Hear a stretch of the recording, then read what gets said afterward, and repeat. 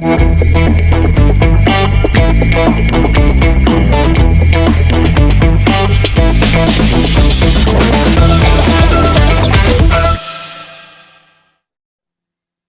tarde, pessoal, tudo bem? Meu nome é Rafaela, sou gerente de contas aqui da Imóvel e hoje estamos juntos nesse podcast com o tema da captação à venda do imóvel. O nosso objetivo de hoje é estar falando um pouquinho com vocês sobre como que vocês fazem esse processo de captação, né? Como que vocês fazem a qualificação desse lead no momento da venda, tá?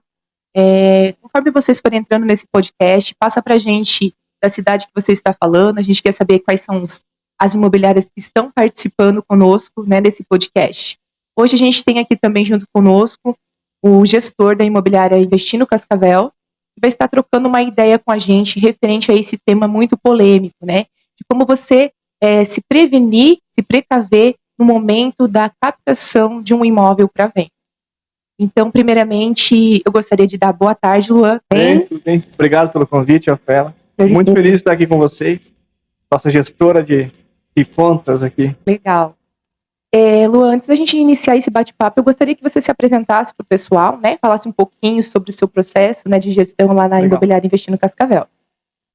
Em 2015 foi quando eu iniciei a minha carreira imobiliária e dentro do grupo Investindo hoje eu tenho aproximadamente 8 anos aí de casa. Investindo Cascavel, ela iniciou em 2016 e a partir daí foi só muito trabalho. A gente sabe que os desafios do dia a dia acaba sendo, né, na correria, às vezes acaba passando batido muita informação, muito detalhezinho, então é exatamente isso, né, é se prevenir em todas as etapas. Então, desde 2016 aí, a gente vem cada vez melhorando o processo de venda, né? Então, é desafiador e ao mesmo tempo é gratificante trabalhar no mercado imobiliário. Legal. Então, vamos iniciar aqui, então. A gente vai começar com um tema muito polêmico, tá, Luan? Seria referente à questão de quais documentos são essenciais para um processo de captação na hora da venda. Legal. Vamos lá. Toda imobiliária, para que ela funcione, ela precisa ter imóvel, né? Imóvel na carteira de venda para você ter o que ofertar aos seus clientes, né?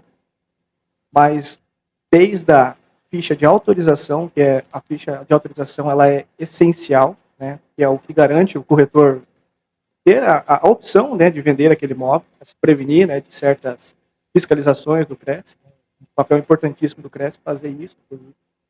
Além disso, a matrícula, né, como se fosse o RG do imóvel. Então, a matrícula do imóvel vai constar todos os detalhes, né? Desde que são os proprietários, né, efetuado o documento, quais são as metragens, se tem ou não tem alguma dívida, se esse imóvel é alienado, financiado, com alienação fiduciária, ou se está com alguma reserva, ou se é um imóvel de partilha, se é um imóvel de se é um imóvel de um inventário, por exemplo. Então é importante que a gente pegue sempre a matrícula para saber de todos os detalhes do imóvel, né? E além disso, tem alguns outros documentos que a gente pode ir tirando durante o processo, né? Mas principalmente a autorização de venda e a matrícula do imóvel são os documentos aí essenciais. Né? Perfeito. E quando o cliente tem aquela resistência em questão de passar para você a questão da documentação, por onde seguir? Qual que é o norte que você sugere aqui para a gente hoje? Eu acho que o primeiro passo é a orientação do porquê, né, de você pedir essas documentações. Eu acho que qualquer empresa, né, que hoje tem uma responsabilidade, dizer assim, tanto na hora vamos se colocar no lugar da pessoa que está comprando. Né? A primeira coisa que essa pessoa vai perguntar, como é que está a situação desse imóvel, né? Então, é exatamente isso. Então, essa é uma das importâncias de pedir essa documentação para os proprietários, né?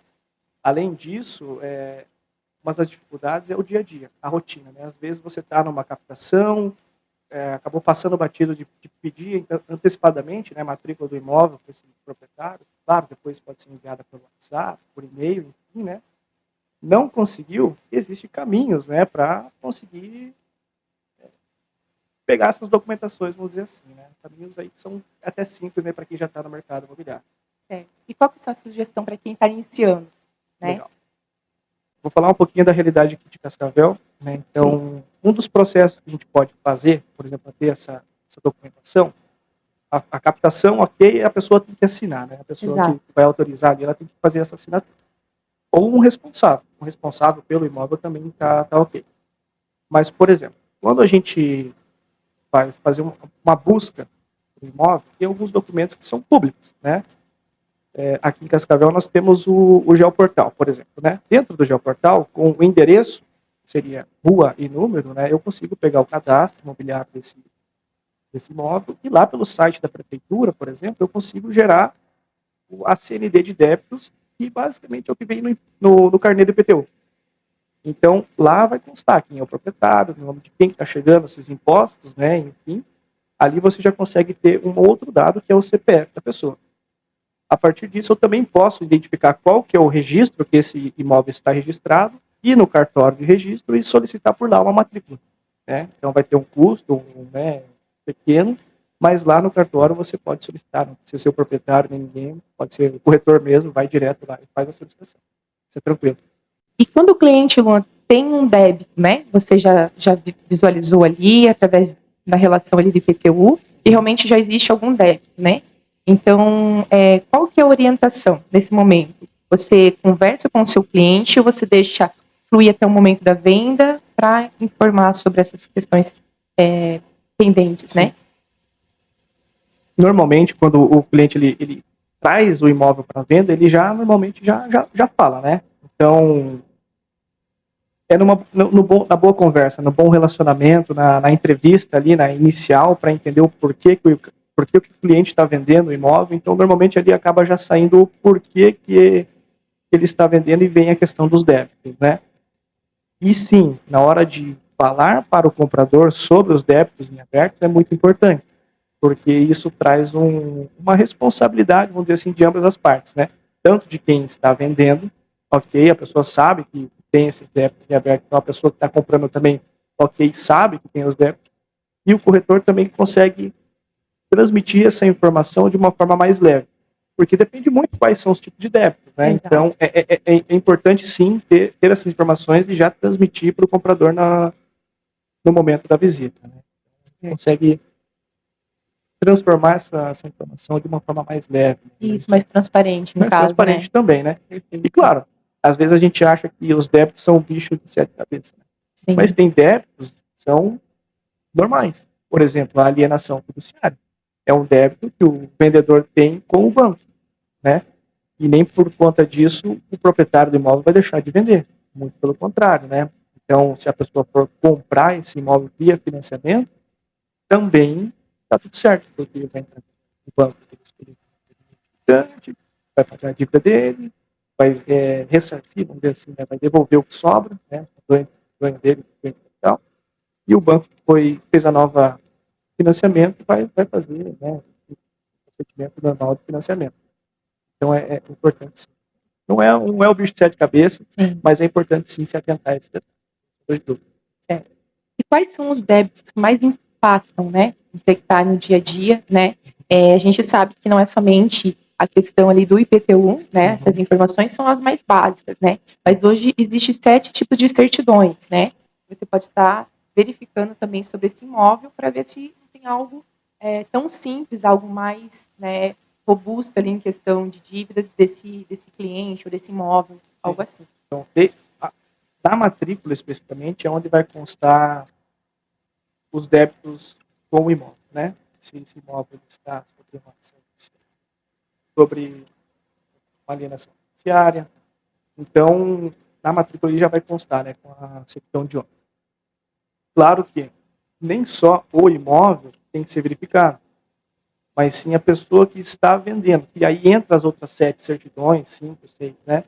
Porque a gente consegue identificar se a pessoa tem algum problema com a Receita Federal, com a Receita Estadual, algum processo civil, criminal, trabalhista. E o trabalhista é algo que também tem que tomar um pouquinho mais de cuidado, porque o trabalhista ele acaba tendo, vamos dizer assim, no futuro, até por exemplo, a pessoa pode até negociar o imóvel, vender, assinar um contrato, transferir, às vezes uma decisão judiciária consegue reverter a venda.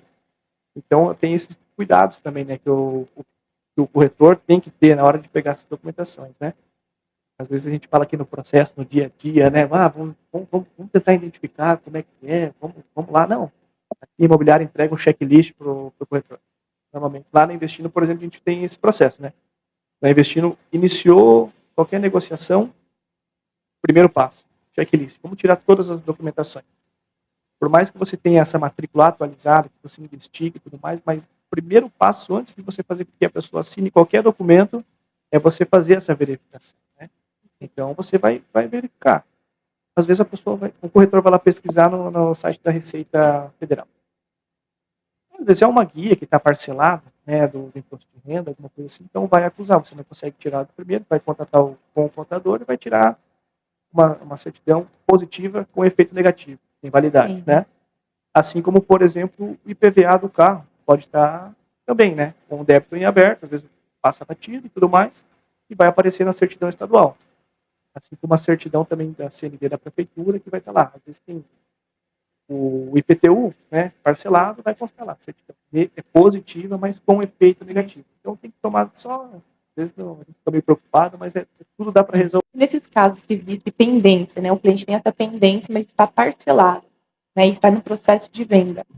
Como que vocês tratam essa situação? Porque se o cliente, em algum momento, chega a parar de pagar esse parcelamento, né, é como o imóvel ali não está mais como garantia no caso, né? Vocês fazem um contrato, uma cláusula à parte, como que funciona essa questão? Normalmente, no contrato de compra e venda, né, ele já é estipulado. São dois momentos, né? A posse do imóvel, a partir que a pessoa tem a posse do imóvel, ela fica responsável, né, por pagar os débitos dali para frente. Então, é algo que acaba sendo, a maioria das vezes, consensual. Por exemplo, o corretor ele vai conversar com o comprador e vai conversar com o vendedor. E o comprador coloca uma exigência. Então, eu quero que todos os impostos prediais estejam pagos, independente se está parcelado ou não. Ó, vendedor, uma exigência é essa, né? Então você vai lá, faz a licitação, me apresenta a documentação, o comprovante, né, da licitação e está tudo certo. Mas no contrato de compra e venda isso normalmente já está escrito, né? Tá, pelo menos na Investindo lá, a gente já deixa isso previamente escrito em contrato. E a partir da posse do imóvel, a responsabilidade do pagamento é de quem comprou. Legal. Muito legal essas informações, porque no dia a dia são vários casezinhos que vão surgindo, né? Ali na questão da negociação. Então, por isso, você, corretor, é importante você se antecipar com essa questão da documentação, né? É você ter um advogado, né, um setor jurídico, mas que vá no segmento imobiliário, né? Porque a gente tem vários, né, advogados, né, em várias vertentes, porém, quando não se trata da mesma vertical que a gente atua, que é o ramo imobiliário, foge um pouco. Então, se tiver já, né, esse conhecimento, né, ter um jurídico dentro do imobiliário, alguém que tem esse conhecimento para passar, então traz uma credibilidade, né, bem maior também. Com certeza. Outra questão também que a gente tem aqui é referente à questão da questão burocrática, né, o Galvão já passou, né, que isso é muito importante. E a gente tem aqui um tema também que é referente à questão de exclusividade, né? É um bicho dos 7 cabeças. Isso, é um assunto bem polêmico, né? Eu tenho exclusividade. Quando que um imóvel se torna interessante para ser exclusivo para uma imobiliária? Isso, a exclusividade, falando, né, sobre ela, normalmente a gente vê que os clientes que dão exclusividade têm mais dores do profissional que pegou o imóvel. Putz, pegou o imóvel exclusivo, mas não deu atenção, né? Da mesma forma como vai depender muito da necessidade do cliente, né? Se ele vai deixar esse imóvel exclusivo na mão de uma pessoa. Vou citar casos do dia a dia. Tá? Conheci a Rafaela, iniciou no mercado imobiliário, vou dar uma ajuda para ela, vou deixar o meu imóvel na mão dela para ela vender. E dá uma exclusividade lá de 30, 60, 90 dias, sem parâmetro, né? Da mesma forma que daí, aí começa a surgir as dores, né? Putz, tem a mão lá, 90 dias e não tive nenhuma uma visita, não tive nenhuma resposta e tudo mais. Quando a imobiliária, ela traz o imóvel exclusivo, eu acredito que ela tem que ter um olho mais clínico para isso. E quando eu falo olho mais clínico, não é referente ao que é melhor, o que é mais vendável, do que o que é menos vendável, assim, mas sim sobre a oportunidade específica de trabalhar e criar um relacionamento com o vendedor. A captação, eu gosto de falar isso para os meus colegas de trabalho, né? E a captação normalmente ela são duas vendas. A venda específica do imóvel que a pessoa está ali e, consequentemente, a pessoa, não 100% das vezes, mas ela vai acabar comprando outra coisa, né? Ou se não comprar, vai acabar alugando. Então, dali acaba saindo duas negociações, né? Então, você criar um relacionamento com o vendedor do imóvel é garantido o sucesso. E esse cara vai ser o cara que vai propagar para você a sua imagem. Vai fazer a tua imagem para os colegas, para os amigos, né? Ele vai acabar te indicando. Putz, conversei com a Rafaela, ela é muito boa no que ela faz. Por quê? Ah, não, deixei o imóvel exclusivo na mão dela. Ela veio, ela fez uma avaliação, ela usou o imóvel para fazer uma avaliação, ela traz parâmetros, né? O seu imóvel, na sua região, é o imóvel mais caro. Por que seu imóvel mais caro é o que vai vender primeiro? Então, entender a essência da captação exclusiva. Então, é nesses detalhes que, às vezes, falta o profissional orientar os vendedores, né? Por que da exclusividade? Então, existe muita ferramenta para isso. Hoje é natural as imobiliárias terem um fotógrafo, ter um videomaker, fazer tráfego pago, isso qualquer imobiliária 2024 aí abre as portas vai fazer. Mas entender, trazer números, dados, o porquê que não vende, isso é muito importante. Eu acho que aí sim faz sentido você trabalhar com imóveis exclusivos.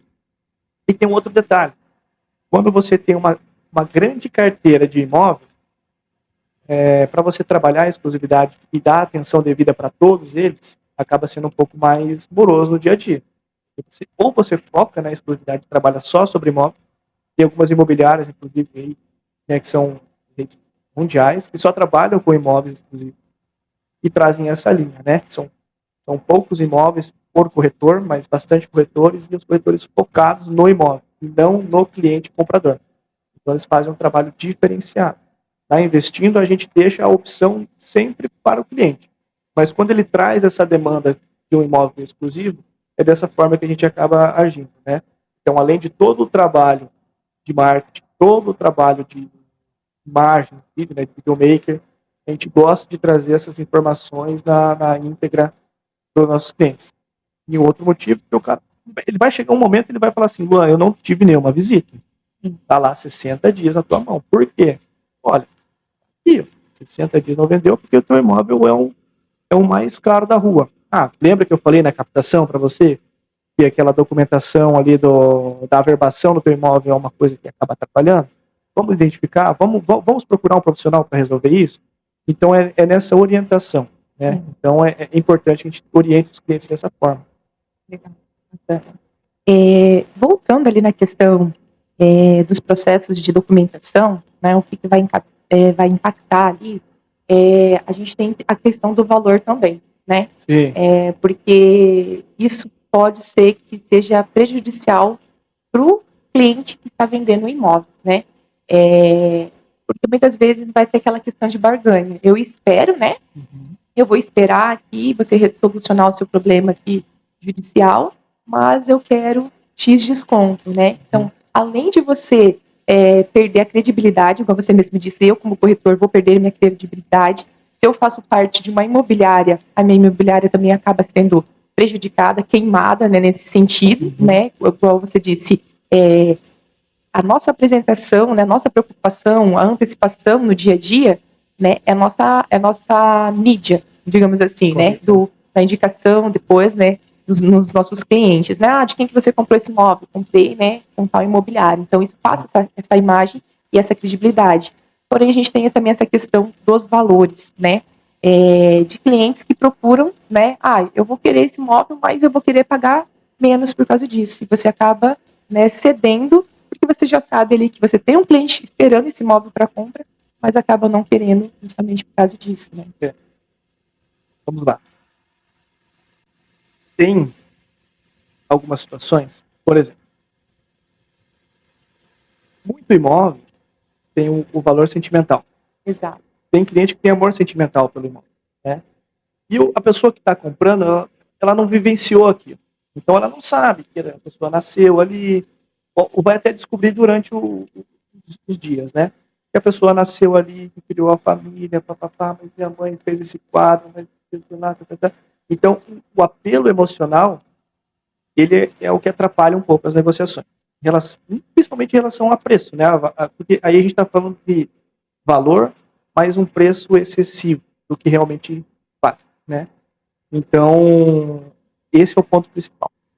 A gente orientar que a pessoa que está visualizando aquele imóvel para compra, ela não tem o mesmo apelo emocional da pessoa e ela vai olhar ali, localização, terreno, quanto que custa, um terreno naquela região, como que está o porcelanato, como que está o teto, os móveis, então ele vai olhar nos detalhes do imóvel e vai fazer comparação. Hoje, o comprador, normalmente, ele acaba chegando até mais preparado do que o corretor para comprar. Então, ele já olhou toda a região. Ele já sabe que o vizinho está pedindo tanto, o cara 2 quadras para lá está pedindo tanto, então ele já vai com muita informação, né? Então, aí é uma questão de posicionamento também do corretor, do profissional. Como que ele vai se posicionar numa situação como essa, né? Claro, tudo com muito cuidado na hora de transmitir essa informação, né? Porque aí vai acabar linkando com a necessidade. Beleza, eu entendo que você tem esse imóvel com valor um pouco mais agregado por conta da região.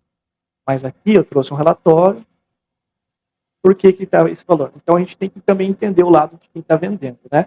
Então é uma questão de jogo de cintura.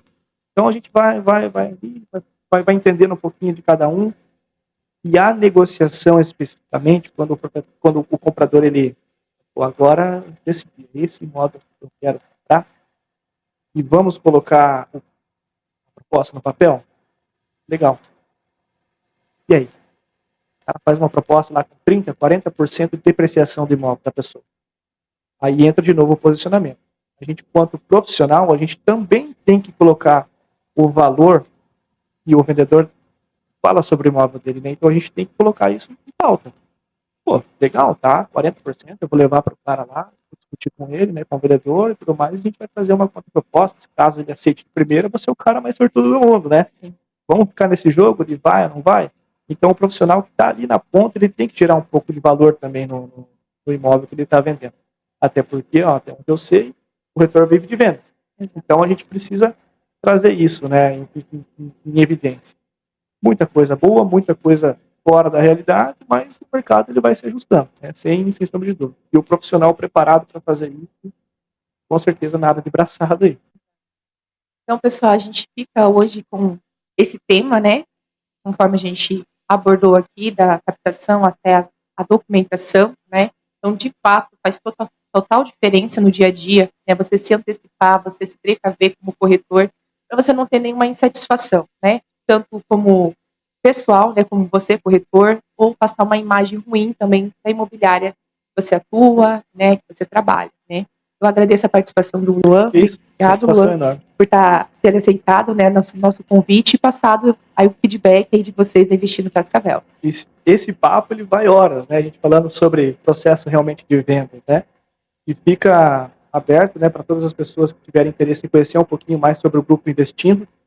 Nós trabalhamos hoje, atuamos no oeste do Paraná, Cascavel, Toledo. Nós também atuamos no litoral de Santa Catarina, então tem muita opção boa, né? A gente está de portas abertas a receber vocês cada vez mais. Então a gente já tem uma parceria de longa data, né? E fico à disposição para uma próxima conversa, caso necessário, para com certeza contribuir muito. Legal. Obrigado, Luan. Obrigado, pessoal. Todos os clientes que estão participando dessa live, que vocês façam bom, né, uso dessa live e pratiquem dessa prática, né, que a gente passou esses feedbacks nesse dia de hoje. Obrigada.